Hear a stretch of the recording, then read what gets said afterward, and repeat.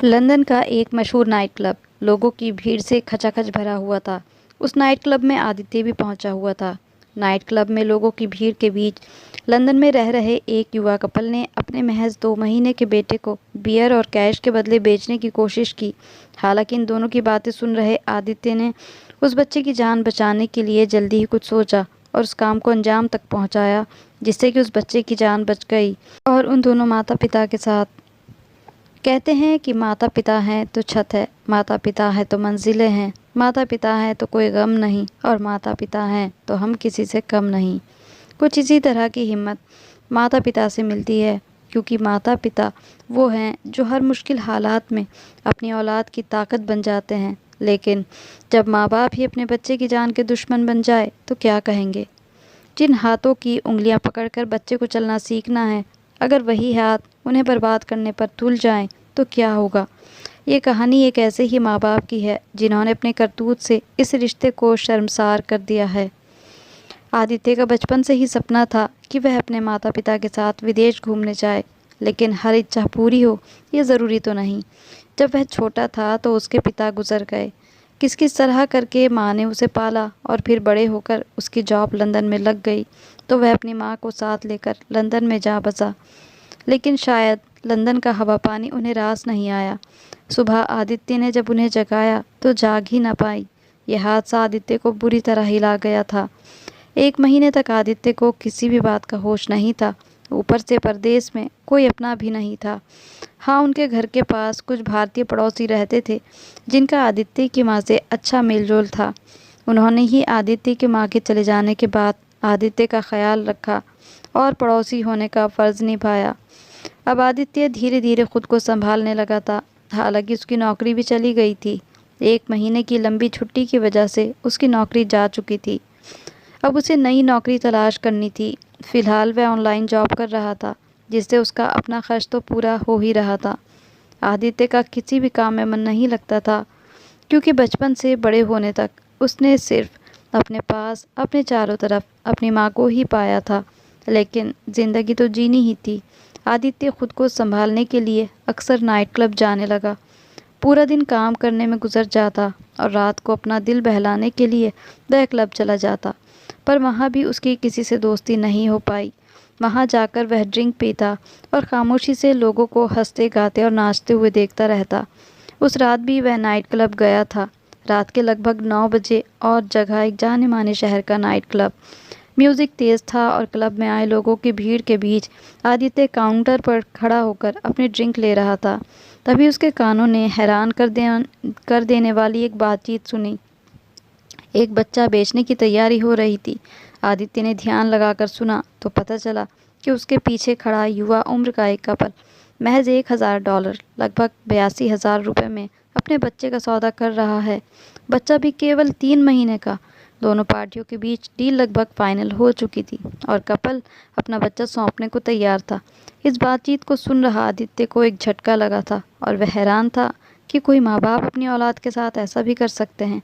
फिर उसने सोचा कि क्या पता ये दोनों इस बच्चे के को कहीं से चोरी करके ले आए हों। अब जल्दी ही आदित्य को कुछ ना कुछ करना था।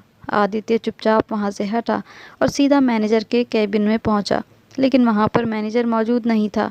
आदित्य के पास ज़्यादा समय नहीं था, इसीलिए उसने जल्दी से मैनेजर के लैंडलाइन फ़ोन का इस्तेमाल कर तुरंत पुलिस को खबर दी और कुछ देर बाद बच्चे को बेचने की कोशिश कर रहे इस कपल को गिरफ्तार कर लिया गया।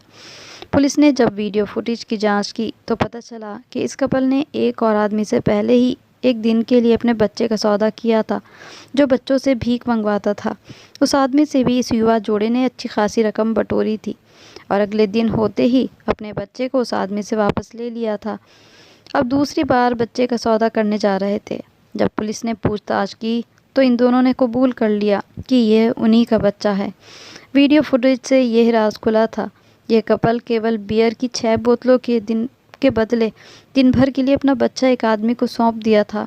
बाद में बच्चे का सौदा दूसरे आदमी के साथ $1000 में करा। 25 वर्षीय राजेश और 23 वर्षीय उसकी पत्नी शालिनी अपने बच्चे को बेचने के लिए डील के पेपर पर साइन भी कर चुके थे। डील में लिखा था, हम दोनों पति पत्नी $1000 में अपने बच्चे को मार्टिन लूथर को सौंपने के लिए साइन कर रहे हैं। इन दस्तावेज़ों पर साइन करने के बाद हम दोनों का मन नहीं बदलेगा और हम कभी बच्चे से संपर्क नहीं करेंगे। हालांकि ये कलयुगी माँ बाप अपने मंसूबे में कामयाब हो पाते, इससे पहले ही पुलिस की हथकड़ी इनके हाथों में लग गई।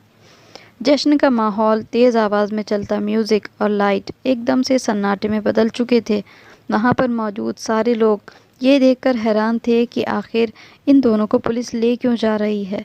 इससे पहले कि कोई मामले की तह तक पहुंचता, तभी आदित्य आगे बढ़ा और पुलिस अधिकारी से बोला कि मैं इस बच्चे को गोद लेना चाहता हूं, क्योंकि ऐसे माता पिता से तो बिन माँ बाप के ही होना अच्छा, जो सिर्फ अपने शौक़ और मज़े के लिए एक नन्ही सी जान का इस्तेमाल करते हैं।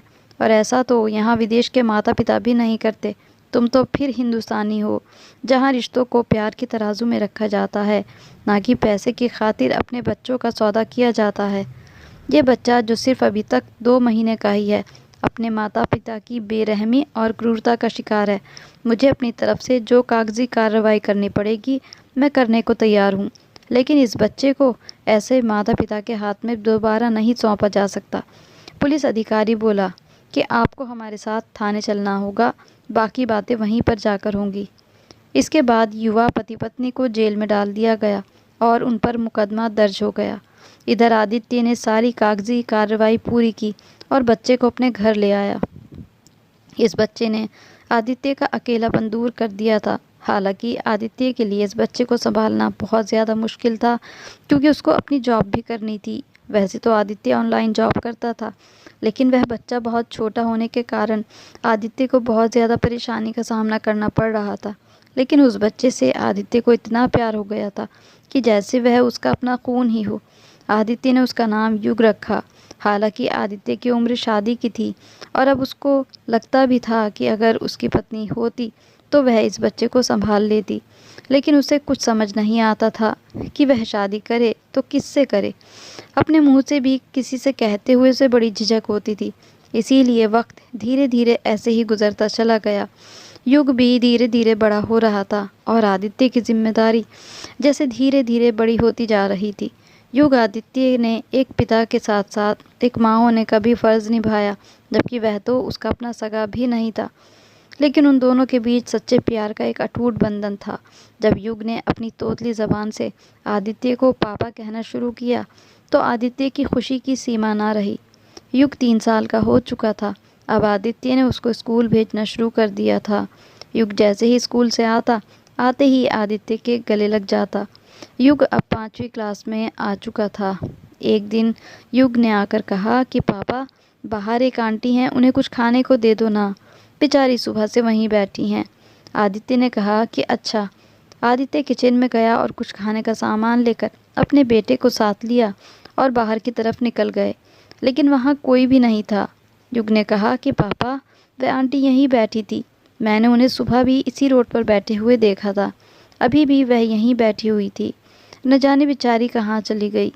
आदित्य ने बेटे का कंधा थपथपाया और उसे वापस घर ले आया।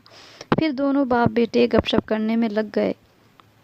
युग ने कहा, पापा, आज आप मेरी फेवरेट डिश बनाने वाले थे ना?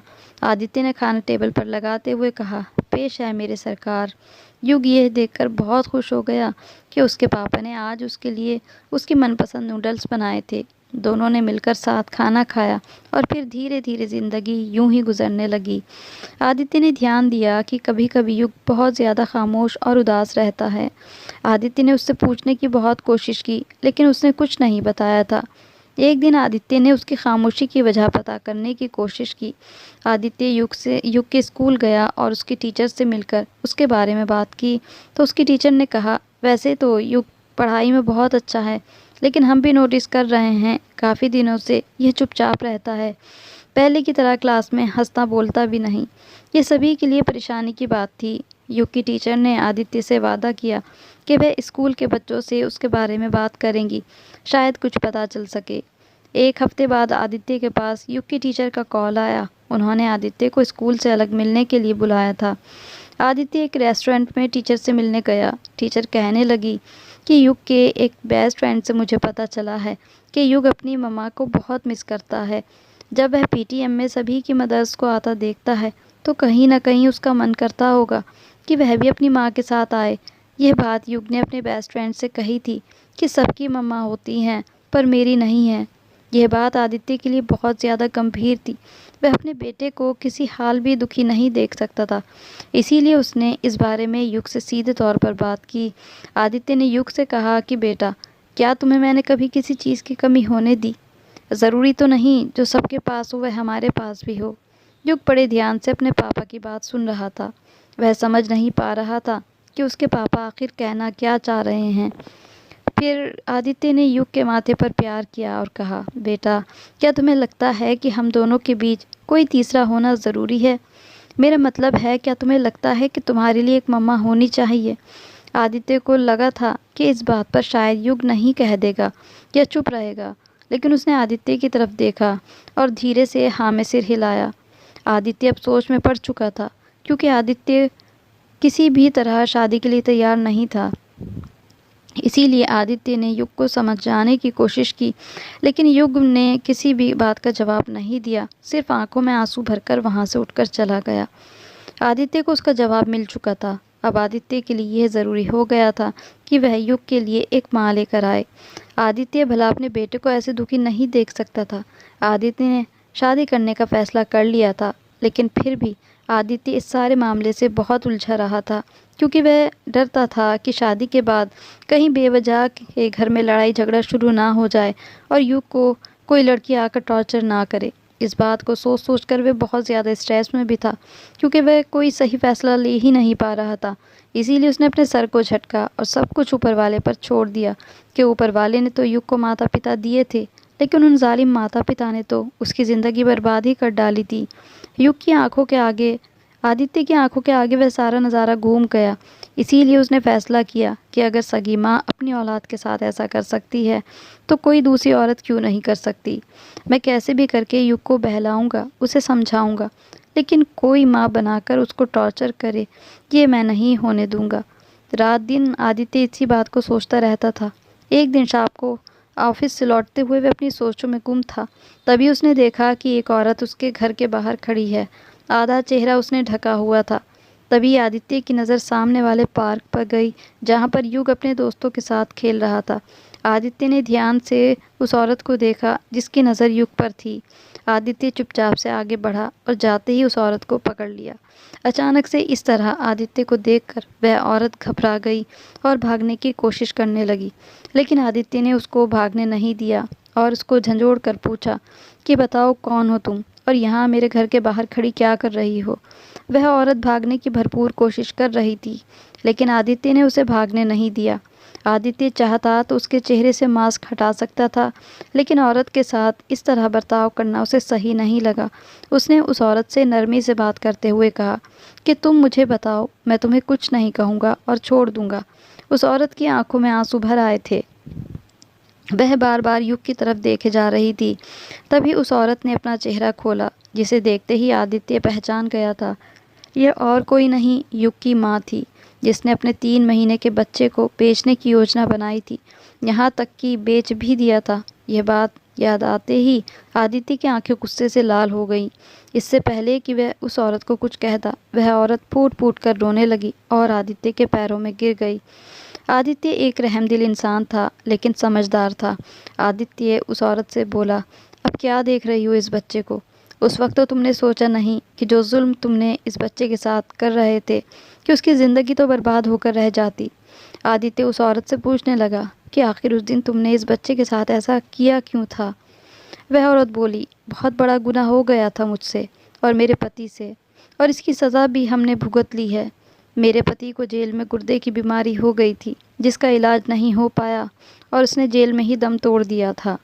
कुछ समय के बाद मुझे भी रिहाई मिल गई थी। जब मैं जेल से बाहर आई और अपने घर पहुंची, तब मुझे एहसास हुआ कि अगर आज मेरा बच्चा मेरे पास होता तो इतना अकेलापन शायद मेरी ज़िंदगी में ना होता। फिर मैं इसको ढूंढने के लिए निकली और मैंने उसी थाने में आपके बारे में पता निकाला और आपके घर तक पहुंच गई। मैं अक्सर युग को आपके साथ आते जाते देखती थी, लेकिन आप लोगों ने कभी मुझ पर ध्यान नहीं दिया। मैं अपने बच्चे को देखकर बहुत खुश होती थी, पर अब मुझसे इसके बिना नहीं रहा जाता। इसीलिए मैं रोज़ यहाँ आकर खड़ी हो जाती हूँ। औरत की बात सुनकर आदित्य को बहुत ज़्यादा दुख भी हुआ, क्योंकि उस औरत ने जो गुनाह किया था उसकी सज़ा भी वह भुगत चुकी थी। अब आदित्य फिर से उलझन में था कि अगर यह औरत सच कह रही है तो इसके बच्चे को इससे दूर रखना मेरे लिए भी पाप करने जैसा होगा। वैसे भी यह अकेली है और इसका कोई सहारा नहीं, और युग बड़ा होकर इसका सहारा बनेगा। इतनी ही देर में युग दौड़ता हुआ पापा पापा चिल्लाता हुआ आदित्य के पास आया, और जैसे ही युग की नज़र उस औरत पर पड़ी, युग आदित्य से बोला कि ये तो वही आंटी हैं पापा, जिन्हें मैं खाना देने के लिए आपको कहा था। इसके बाद युग एकदम से खामोश नज़रों से उस औरत को देखने लगा। आदित्य को महसूस हो रहा था कि न जाने युग उस औरत को कैसी अजीब नज़रों से देख रहा था। वह औरत लगातार रोए जा रही थी। फिर युग चुपचाप होकर अपने घर में चला गया। उसके बाद बाहर खड़ी औरत को आदित्य ने अपने घर में बुलाया और कहा कि देखो, अब ये युग की मर्ज़ी है कि वह तुम्हें अपनाता है या नहीं। ये फैसला मैं तुम्हारे बेटे पर छोड़ता हूँ। मैं नहीं चाहता कि युग कभी भी दुखी हो, और मैं ये भी नहीं चाहूँगा कि मैं एक माँ को उसके बच्चे से दूर रखूं। आदित्य ने युग को अपने पास बुलाया और उसको समझाते हुए ये कहा, बेटा, यही तुम्हारी असली माँ है। बचपन में ये तुम्हें छोड़कर चली गई थी। अब अगर तुम्हें उनके साथ रहना है तो तुम्हारी मर्ज़ी है, और अगर नहीं रहना तब भी तुम्हारी मर्ज़ी। युग हालांकि बड़ा हो रहा था, लेकिन इतना भी बड़ा नहीं था कि इतना बड़ा फैसला ले सके।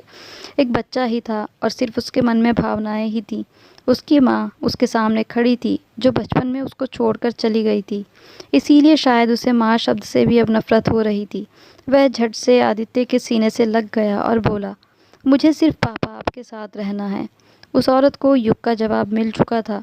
वह रोती हुई घर से बाहर जाने लगी। तभी आदित्य ने कहा, रुको, यह युग का फैसला है, लेकिन तुम कभी कभी अपने बेटे से मिलने आ सकती हो, लेकिन सिर्फ मेरे सामने। आदित्य ने युग को भी इस बात पर राज़ी कर लिया था, क्योंकि आदित्य जानता था कि दोनों माँ बेटे के बीच जो खून का रिश्ता है वह एक न एक दिन रंग लाएगा ज़रूर। और धीरे धीरे जब युग इस औरत से मिलने लगेगा तो फिर उसके दिल से सारी नाराज़गी चली जाएगी। इस तरह हर संडे की शाम वह औरत, जिसका नाम शालिनी था, युग से मिलने आने लगी और युग के लिए कोई ना कोई गिफ्ट साथ लेकर आती। धीरे धीरे युग को अब शालिनी से बात करने का मन भी होने लगा, और इसी तरह एक साल गुजर गया और अब युग शालिनी का हर शाम इंतज़ार करता। आदित्य ने जब देखा कि युग अब शालिनी से घुलने मिलने लगा है, तब आदित्य ने उसे धीरे धीरे समझाना शुरू किया कि बेटा, यह तुम्हारी माँ है, तुम इनको माँ कहकर बुलाना शुरू करो। पहले पहले तो युग शालिनी को माँ कहने से झिझक रहा था, फिर धीरे धीरे माँ कहने लगा। माँ बेटे का प्यार बढ़ने लगा था। शालिनी के चले जाने के बाद युग काफ़ी देर उदास बैठा रहता था। आदित्य उसकी हालत समझ रहा था, और वक्त भी जैसे पंख लगाकर उड़ने लगा था। देखते ही देखते 2 साल गुजर गए। युग अब 8वीं क्लास में आ चुका था। आदित्य अब युग के मन की हर बात उसके बिना कहे ही समझ जाता था। आदित्य समझ चुका था कि अब युग अपनी माँ के साथ रहना चाहता है, भले ही वह मुझे कुछ कहे या न कहे। एक दिन आदित्य ने शालिनी को अकेले में मिलने के लिए बुलाया और शालिनी से बोला, अगर तुम्हें एतराज़ ना हो तो तुम मेरे घर में रह सकती हो, क्योंकि तुम युग की माँ हो और मैंने उसे हमेशा अपनी औलाद की तरह पाला है। उसे नहीं पता कि मैं उसका पिता नहीं हूँ। यह सच्चाई सिर्फ उसको दुख ही पहुँचाएगी कि मैं उसका पिता नहीं हूँ, और शायद वह टूट जाएगा। ना वह मेरे से दूर रह सकता है और वह तुम्हारे साथ भी रहना चाहता है। इसीलिए इस बात का हल तो यही निकलता है कि हम दोनों ही उसके साथ रहें। तुम मुझे सोच समझ कर जवाब देना कि क्या तुम मुझसे शादी करने के लिए तैयार हो। अगर तुम्हारी तरफ से हाँ है तो कल शाम तुम मेरे घर आना। हम दोनों ही युग के सामने अपना फ़ैसला सुनाएंगे, और अगर तुम्हें मेरी बात पसंद ना आए तो फिर तुम यहाँ पर कभी भी मत आना। मैं युग को किसी तरह समझा लूँगा। अगली शाम आदित्य को भी शालिनी का बेचैनी से इंतज़ार था। शाम के 4 बजे थे, लेकिन वह अभी तक नहीं आई थी। थोड़ी ही देर बाद दरवाजे पर दस्तक हुई तो आदित्य ने जाकर दरवाज़ा खोला। शालिनी को अचानक आया देखकर युग का एक्साइटमेंट देखने लायक था। वह दौड़कर उसके सीने से लग गया। अब तो युग की हालत ऐसी थी कि शायद वह एक पल भी अपनी माँ से दूर नहीं रहना चाहता था। तभी आदित्य ने युग से कहा कि बेटा, मैं तुम्हें तुम्हारी बर्थडे के लिए गिफ्ट अभी से देना चाहता हूँ। युग ना समझी नज़रों से आदित्य को देखने लगा। आदित्य फिर से कहने लगा, बेटा, क्या तुम चाहोगे कि तुम्हारी माँ हमेशा हमेशा के लिए तुम्हारे पास रहे? युग ने आंखों में आंसू भरकर हाँ में सिर हिलाया। आदित्य की आंखों में भी आंसू छलक आए थे। वह अपने बेटे की आंखों में आंसू सहन नहीं कर सकता था, क्योंकि युग के अंदर उसकी जान बसती थी। उसने युग का हाथ शालिनी के हाथ में पकड़ा दिया और खुद भी उन दोनों के हाथ पर अपना हाथ रखकर बोला, आज से हम तीनों साथ में रहेंगे। ये सुनकर युग की खुशी की कोई सीमा ना रही और वो खुशी से अपने पिता आदित्य से लिपट गया।